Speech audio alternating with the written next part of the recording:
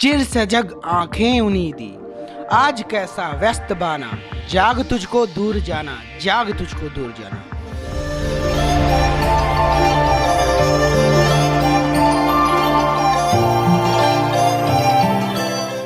So yes, hello everyone, welcome back to my amazing सा channel concept clear. Title से आप समझ गए होंगे हम आज क्या पढ़ने वाले हैं। आज हम महादेवी वर्मा द्वारा रचित एक गीत यानी कि पोयम पढ़ने वाले हैं जिसका नाम है जाग तुझको दूर जाना है।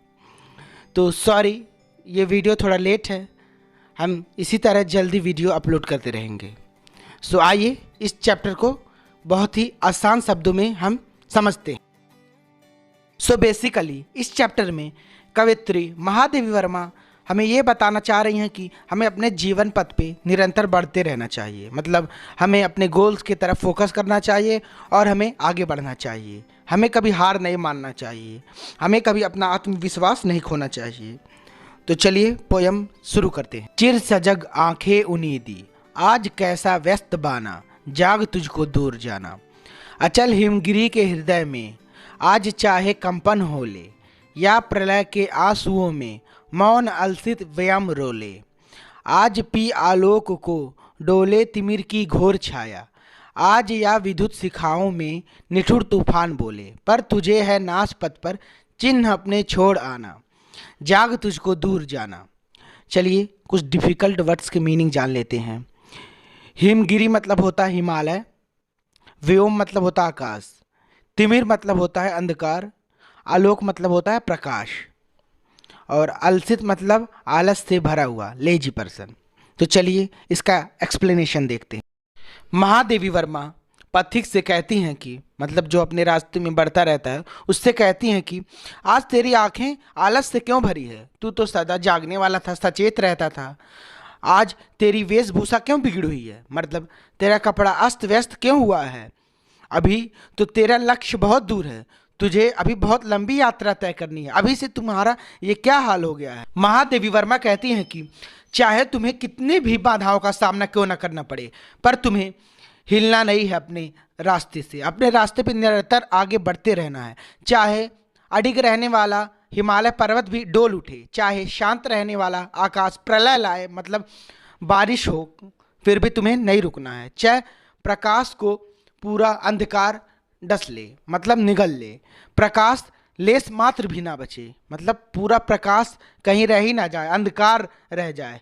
चाहे बिजली कड़के या भयंकर तूफान आए, पर तुम्हें अपने रास्ते पे चलते रहना है। तुम्हें इस विनाश पथ पे अपने चिन्ह छोड़ जाने। विनाश पथ किसे कहा गया? इस धरती को कहा गया, क्योंकि ये धरती मृत्यु लोक है।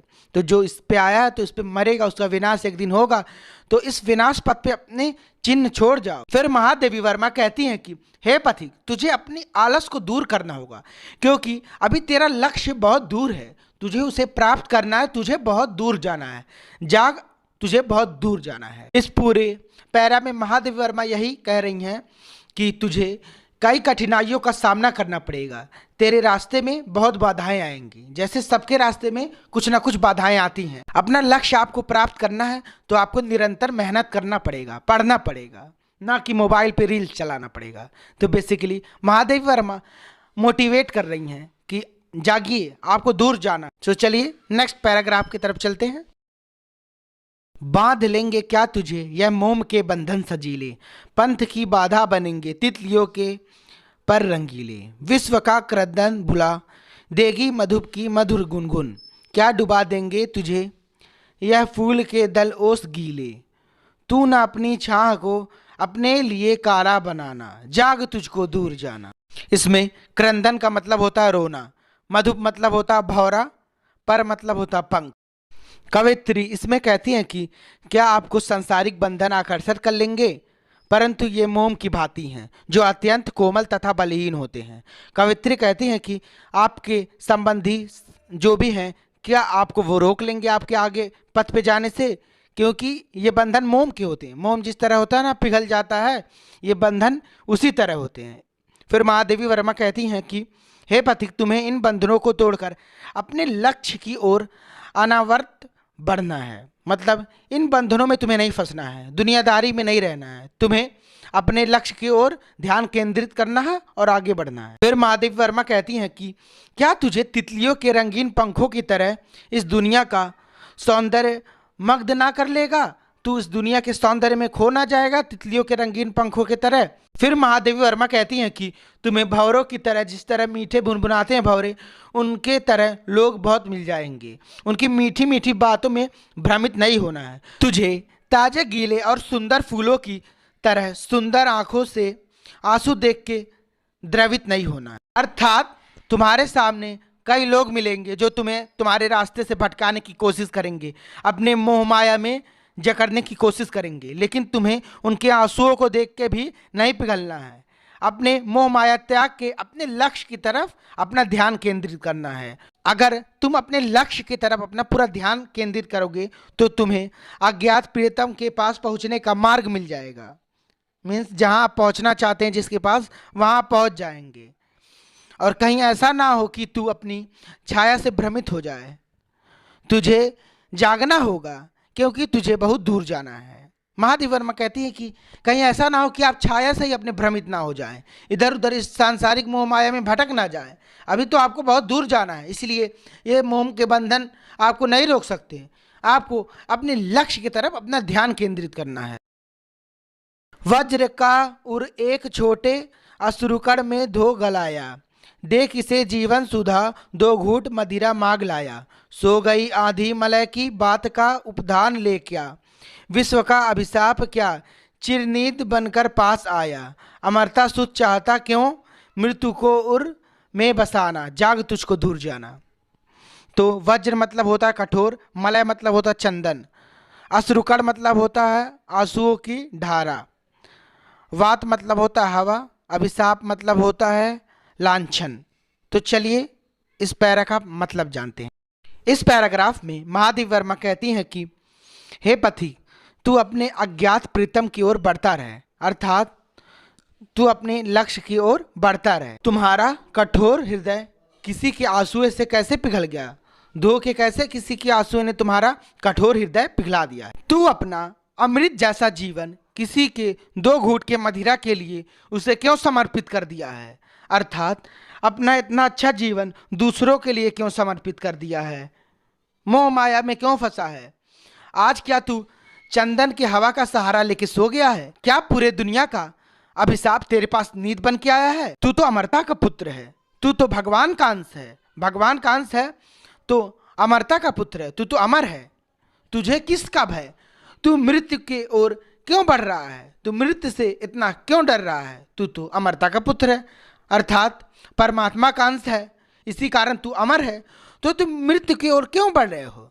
तुझे तो अमृत के लक्ष्य तक पहुंचना हो। तू हताश और निराश मत हो, तेरे पास तो अनंत शक्ति का स्रोत है, मतलब तेरे पास बहुत शक्ति है, जो तू चाहता है उस दुनिया में ही कर सकता है। तो अमरता का पुत्र है, अर्थात तू ईश्वर का अंश है और ईश्वर का अंश सदा अमर होता है।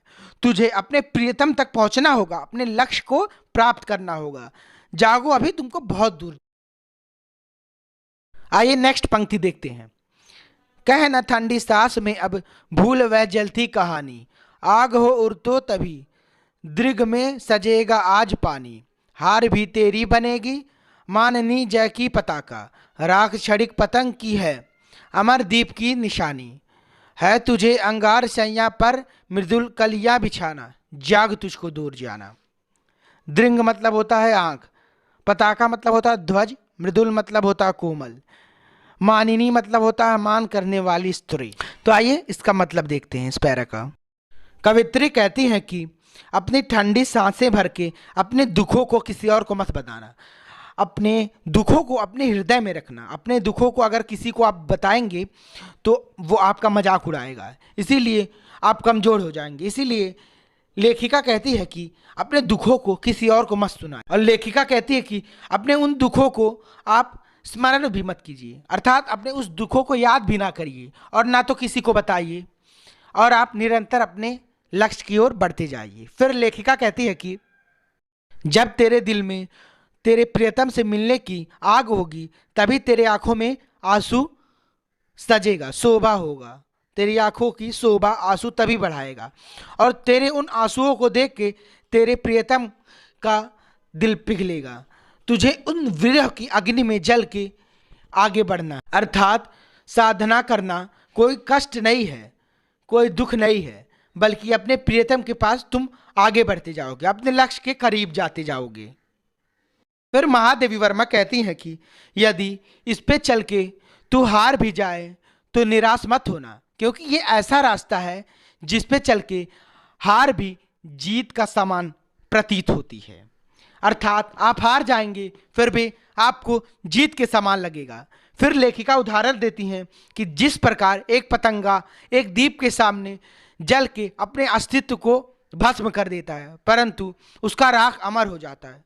अर्थात जुगनू जो होते हैं जब दीपक जलाएंगे तो जुगनू उसके पास आते हैं, अट्रैक्ट होते हैं, लेकिन जुगनू जब दीपक के पास आएंगे तो जलेंगे ही, लेकिन उसका वो राख अमर हो जाता है। अर्थात अपने जीवन पथ पे चलते आपको असफलता भी मिले तो भी ये आपके सफलता के समान होगी, क्योंकि आपने पूरा मेहनत किया है। अगर आप मेहनत ना करेंगे तो असफल हो गए तो बहुत बुरी बात है, लेकिन अगर आप मेहनत कर रहे हैं, दिन रात पढ़ रहे हैं, हर चीज़ कर रहे हैं, तो आप असफल भी हो जाएं तो भी ये आपके जीत के समान होगी। आपका ज्ञान आपके पास रहेगा, कहीं और नहीं जाएगा। देवी वर्मा कहती हैं कि तुझे अपने पथ पर तपस्या की कलियां बिछानी है, फूल सजाने हैं, आग पर जल के फूल भी गौरव का पात्र बनेंगे। अर्थात तुम्हें अपने रास्ते को आसान करना है, तुम्हें अपने गोल्स को सेट करना है, उन गोल्स को पहुंचने तक अपने रास्ते को आसान करना है, निरंतर मेहनत करते रहना है। इसलिए निराशा छोड़िए, आपको अभी बहुत दूर जाना है, तुझको दूर जाना है। तो ये पोयम जब लिखा गया था, ये बेसिकली एक गीत है जो कि महादेवी वर्मा उस समय लिखी जब हमारा इंडिया आज़ाद नहीं हुआ था, जब हम अंग्रेज़ों के गुलाम थे। तो ये उस समय लोगों को मोटिवेट करने के लिए लिखा गया था, लेकिन ये आपके सिलेबस में इसलिए डाला गया है कि ताकि आपको मोटिवेट कर दिया जा सके। तो अगर वीडियो अच्छा लगा है तो लाइक, शेयर और सब्सक्राइब करना ना भूलें। Thanks for watching, bye bye, take care, मिलते हैं नए वीडियो में।